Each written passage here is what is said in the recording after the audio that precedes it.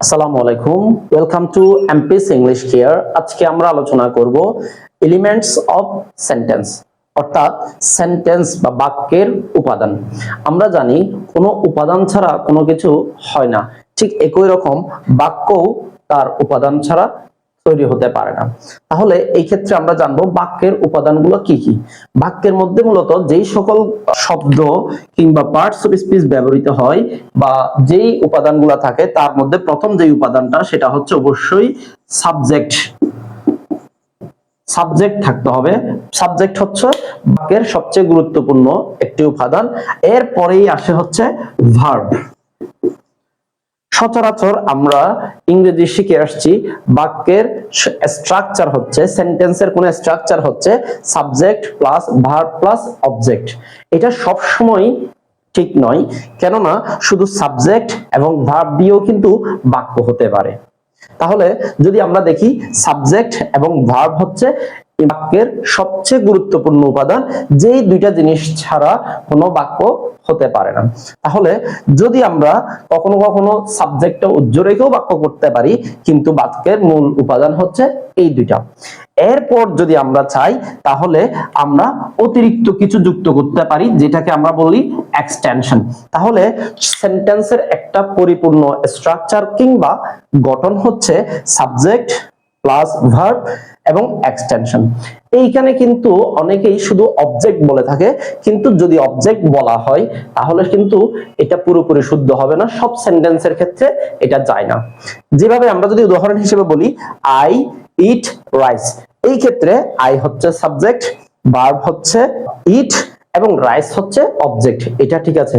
কিন্তু I am a teacher, this is a fantastic environment, অথবা এই ধরনের যে বাক্য আই এম হ্যাপি, এই ধরনের, এখানে হ্যাপি কিন্তু অ্যাডজেক্টিভ, এটা অবজেক্ট নয়। তাহলে আমরা এখানে এক্সটেনশন বলাটাই সবচেয়ে বেশি নিরাপদ এবং আমরা অ্যাকুরেট বলতে পারি। তাহলে আসি, আমরা এখানে জানতে পারলাম বাক্যের উপাদান হচ্ছে মূলত এই সাবজেক্ট, ভার্ব এবং অতিরিক্ত যদি কোনো কিছু থাকে সেটাকে বলবো আমরা এক্সটেনশন। তাহলে এই সব জিনিসকে আমরা আবার দুইটা ভাগে ভাগ করতে পারি, এক হচ্ছে সাবজেক্ট, আর ভার্ব থেকে শেষ পর্যন্ত যত কিছুই থাকবে সেটাকে বলবো আমরা প্রিডিকেট। তাহলে একটা পাইলাম কি আমরা সাবজেক্ট, আরেকটা হলো প্রিডিকেট। সাবজেক্ট শব্দের অর্থ হচ্ছে কি উদ্দেশ্য কিংবা কর্তা, আর প্রিডিকেট মানে হচ্ছে বিধেয় কিংবা বাকি অংশ। ভার্ব থেকে শেষ পর্যন্ত সবটাকেই বলা হয় মূলত প্রিডিকেট। এবার আসি তাহলে এই দুইটা উপাদানের সাথে, এলিমেন্টস এর সাথে আমরা একটু ভালোভাবে পরিচিত হব, কেননা আপনি সাবজেক্ট এবং ভার্ব সম্পর্কে যদি ভালোভাবে জানতে পারেন তাহলে অবশ্যই আমরা সেন্টেন্স খুব সহজে করতে পারবো। সাবজেক্ট মূলত যাকে উদ্দেশ্য করে করা হয় সেটা আমরা আরো একটা ভিডিওতে সাবজেক্টের উপর আলাদা, সাবজেক্ট কি, সাবজেক্ট কিভাবে বের করা যায়, সাবজেক্ট কিভাবে চেনা যায় দেখে, একই সাথে সাবজেক্ট কত প্রকার এবং সেগুলো কি কি, বিশেষ করে আমরা সাবজেক্টের প্রকারভেদ সম্পর্কে জানি না, সেটা আমরা পরের ভিডিওতে জানবো। কিন্তু আজকে জানলাম আমরা সেন্টেন্সের প্রথমত এই অংশ হচ্ছে দুইটা, একটা হচ্ছে সাবজেক্ট আর একটা হচ্ছে প্রিডিকেট।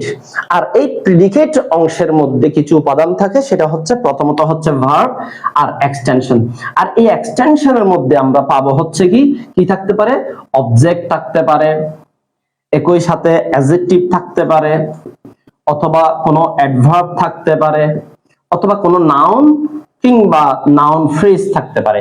তাহলে এক্সটেনশনের মধ্যে কি কি থাকলো সেটাও আমরা জেনে গেলাম, এবং সেখানে কি কি থাকবে, অবজেক্ট থাকতে পারে, অ্যাডজেক্টিভ থাকতে পারে, অ্যাডভার্ব থাকতে পারে, নাউন ফ্রেজ থাকতে পারে, অথবা কোনো মডিফায়ার হতে পারে। এখানে মডিফায়ার MPTR, এই ক্ষেত্রে মডিফায়ারকে সংক্ষেপে আমরা MPTR, যদিও প্রত্যেকটা জিনিসের উপর আমরা আলাদা আলাদা করে আরো আলোচনা করব। তাহলে আজকের ক্লাসে শুধু আমরা এটুকুই জানবো, সেটা হচ্ছে সেন্টেন্সের মৌলিক বা প্রধান অংশ হচ্ছে দুইটা, একটা হচ্ছে সাবজেক্ট যে কাজটা করে, আর একটা হচ্ছে ভার্ব যে কাজটা করা হয় বা করা বোঝায়, যেটা বলা বোঝায় বা বর্ণনা করা বোঝায় যেটা সেটা।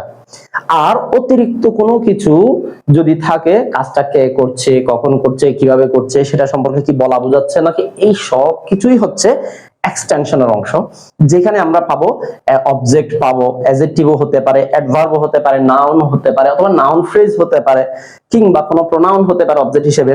একই সাথে কাজটা কখন হয়, কিভাবে হয়, কোথায় হয়, এই সব কিছু কেন হয়, সব কিছু হচ্ছে মডিফায়ারের মধ্যে থাকবে, যেটাকে আমরা প্রকাশ করব modifier of manner, modifier of place, modifier of time, modifier of reason. Thank you for watching this video. Assalamu alaikum.